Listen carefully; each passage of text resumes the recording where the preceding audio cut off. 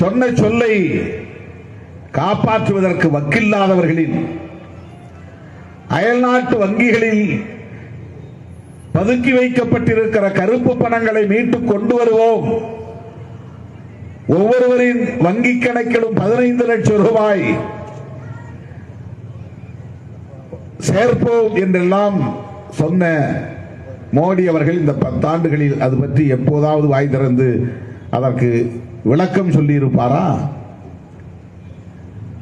அந்த கருப்பு பணத்தை மீட்டு வந்திருப்பாரா? இல்லை.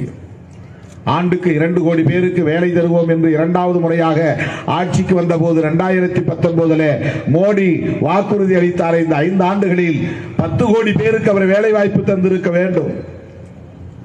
வேலை வாய்ப்பின்மை என்பது அதிகரித்திருக்கிறதே தவிர இளைஞர்களுக்கு, படித்த பட்டதாரிகளுக்கு